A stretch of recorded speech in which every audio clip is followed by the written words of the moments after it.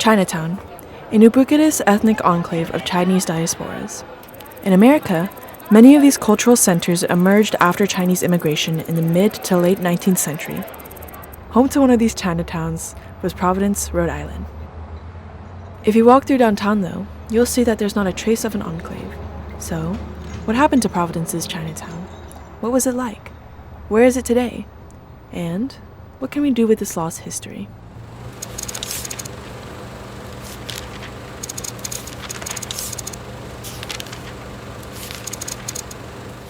Early Chinese immigrants in North America mostly came from the Taixing County in Guangdong Province, around the mid-19th century. The first record of Chinese immigrants in Providence was as early as the 1880s. This is around the same time the Chinese Exclusion Act was enacted in 1882. The increase of Chinese population in Providence or in Rhode Island as a whole is actually a defensive act against the Chinese Immigration Act. Most intense hostilities were along the Pacific states and into the mountain states. Many Chinese immigrants on the West Coast moved to the East Coast. They were more welcoming communities, including churches, American businesses, and even descendants from the abolitionist movement. Smuggling immigrants was also much easier along the borders of the East Coast. During the 1906 San Francisco earthquake, the immigration records were destroyed, or many Chinese immigrants falsely claimed they are U.S. citizens. These new citizens would not only sponsor their families, but also claim other people as their relatives, known as paper sons and paper daughters. So actually, the downtown historical Chinatown has 3 successive centers. The first recorded Chinese presence was on Burl Street. The Empire Theater didn't want Chinese Americans living there, so they bought up buildings and pressured folks and eventually displaced folks. And in 1904, a bunch of community leaders came together and they rented a huge building and they kind of transformed that into a new Chinatown, 1 block away from the old one. With this increasing migrant population, a centralized enclave grew downtown. They closed their hand laundries, put their money together, so a group of people, Chinese people, start a larger Chinese restaurant so that the shareholders and the manager can be categorized or classified as merchants to travel between China and the US. And Chinese restaurants were operated not only in this historical Chinatown district, they were actually all over Providence downtown area. They have also created public memories, shared memories from that generation, and creating a sites of interaction between the Chinese community and the local residents of Rhode Island. There were grocery businesses here, wholesale businesses that supplied restaurant businesses, not only in Providence, but in the whole southeast New England. The network went through Providence, but then it spread out all along the East Coast. And most prominently, I think the Chinatown here was related to New York and to Boston, but it went as far north as Portland. The Beneficent Congregational Church, which is also located in this historical Chinatown district, starting from the 1880s, they have welcomed the early Chinese immigrants to their church. They were offering English lessons. They have Bible classes to help these early immigrants settle in the new country. That was the start of Empire Street's Chinatown. Following this relocation was a trend among Chinese-owned laundromats. In the first decades of the 20th century, there was a heightened regime of enforcement. And in 1905, a ship that smuggled around 30 to 40 immigrants called the Frolic was caught at the Providence docks. Migrants who tried to escape were caught and marched to the city for arraignment. It was a dramatic incident representative of a heightened awareness and level of enforcement, not only in Providence, but across the country. Chinese migration started to lose steam. There was a lot of language that criminalized relatively benign, community life. Like people played cards a lot.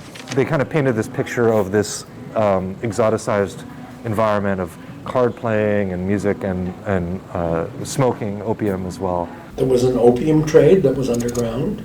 There was a sex trade that was present in the neighborhood, if not directly connected. So, and there was gambling. There was lots of gambling. But of course, the overarching thing here is there was an Exclusion Act. Chinese were viewed as, questionably legal. There was also a lot of hysteria at that time around the idea that specifically white women would be like seduced or drugged into relationships with Chinese American men. Chinatown, Empire Street actually was 1 block from the main police station. So there was a lot of surveillance that happened through the city police. In 1915, the city planned to widen Empire Street and demolish its buildings. The city commissioned a traffic study by a famous traffic engineer or researcher as to which street it would be best to cut through. And that researcher, he recommended Aborn Street, not Empire Street. The city had like this justification, traffic circulation, etc., but they didn't even follow the recommendation of their own expert. And that, I think it was fairly clear that they wanted to use this as an opportunity to clear this area. We actually found photos of the demolition of Chinatown in the Providence Journal. And, you can just see like horse-pulled carts full of rubble and people working in what had been the basements of these buildings. It's a little unsettling, to be honest, to see like all of the wreckage of the buildings. They moved to Summer Street between Broad and Pine, which is across the highway. And there, starting from 1915 to the 1960s, they remained to be the third Chinatown center. After 1943, when the Exclusion Act was lifted, especially after the 1965 Immigration Act, when immigration based on nationality, the quota based on national origin was lifted, more Chinese immigrants, especially women, come to join their family in the U.S. After 1960s, the Chinese community were legally allowed to purchase property. So starting from 1970s, they were able to fundraise and purchase a building in downtown Providence. It's called 15 Snow Street. The building is still there, and it served as the successive center for the Anliang Merchants Association, which is still active today, but moved to a different location in Cranston. There are not that many places where there's a kind of urban concentration of Chinese Americans. I guess you could say maybe like Rolfe Square. There's a few shops, next to each other over near Reservoir Ave. I think it's like a lot of non-white communities, it's more spread around now, yeah. It's clear that a heightened level of immigration enforcement is a threat to the maintenance of a community. If it's allowed to continue over a period of time, the people who participate as immigrants in that community will diminish. It certainly goes against the grain of the historical evolution of the states. This is an immigrant country. I think for now, Chinatown is more like a concept, an idea, or a memory to both the Chinese community and also to the larger immigration population in Providence. We learn about the early Chinese experience. We learn about their resilience. We learn about their successful business experiences.